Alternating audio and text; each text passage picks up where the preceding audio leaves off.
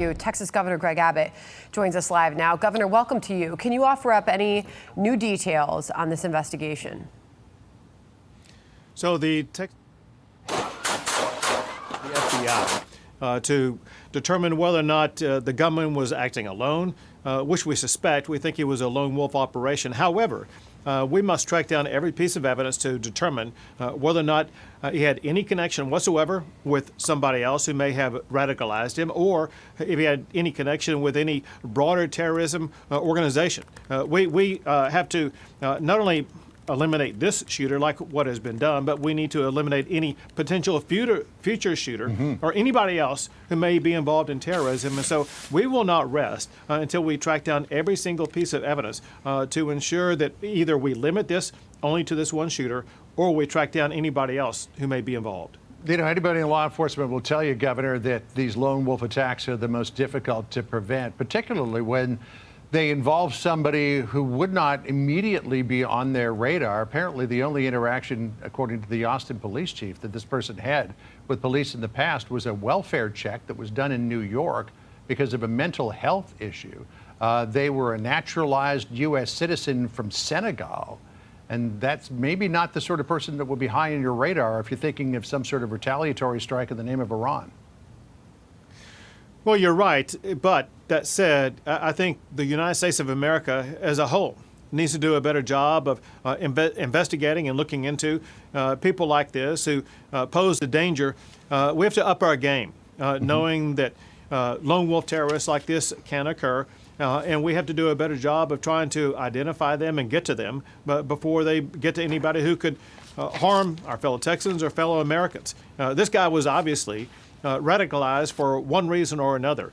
And hopefully the FBI and the Texas Department of Public Safety will be able to stitch together all the different pieces of his background that will provide a blueprint that we can use going forward to try to identify potential dangers like this before they kill anybody else. All right, I want to ask you about politics in Texas right now, Governor.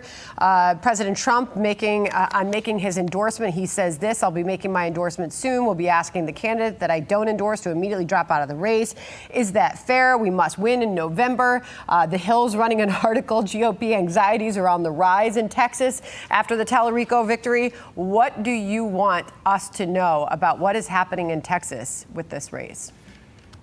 Well, for one, any concerns about Talarico, I think, have been put to rest over the past 24 to 48 hours when it's been revealed all of the crazy things that he has said over the past just few years. What he said makes Tim Walz look like a conservative. And I think this guy is going to get buried badly in this race. You may recall that I beat Beto O'Rourke, that Ted Cruz beat Beto O'Rourke, and this guy is a poor man's Beto O'Rourke. And he, I think because of the things he has said, he has no chance of winning Texas. You know, if I had $1 for every time someone said they're going to turn Texas blue, I could buy Fox News. And it's not going to happen this year, especially not with this character. But also know this about Talarico.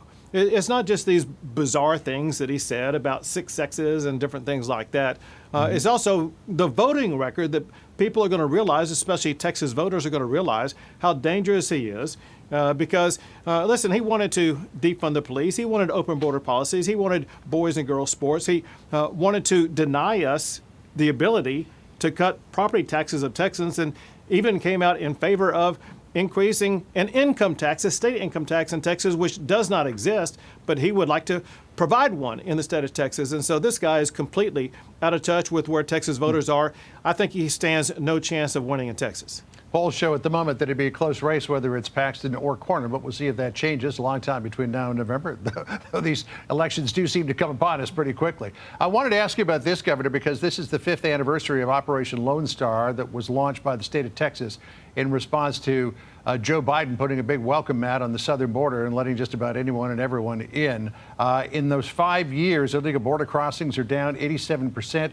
You've had 500,000 plus illegal immigrant apprehensions, 63,000 criminal arrests, 50,500 felony charges, and 862 million lethal doses of fentanyl seized.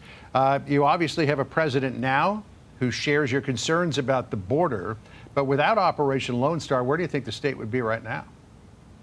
It'd be in total chaos. So to be clear to your audience, Now, all those numbers and metrics that you just ticked through, those are what were achieved by Texas before President Trump took office. And so Texas on its own was able to achieve an 87% reduction in illegal immigrations into our state, into our country.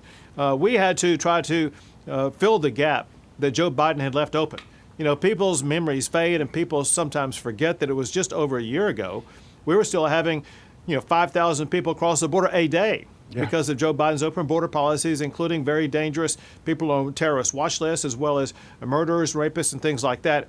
And that's why we deployed the thousands of National Guard, which, by the way, we still have 3,000 National Guard on the border as we speak right now. The difference, however, is now we finally have a president who is actually enforcing the laws of the United States of America. And as a result, we have the lowest number of border crossings ever coming across our border. But what we as leaders in Texas are doing, we want to make sure that we keep the border secure, not just for the next 3 years of the Trump administration, but for the next 3 or 4 or 5 decades, ensuring that the border will remain secure like that wall you're showing right now. That is a wall that Texas built, miles of it. We will continue adding more miles of border wall as well as other strategies to make sure that even after President Trump's term is over, Texas will have the most secure border of any state in the United States of America. Governor, appreciate your time today. Thank you very much. Be sure to like and subscribe for all the Fox News latest on YouTube and catch full shows streaming now on Fox One.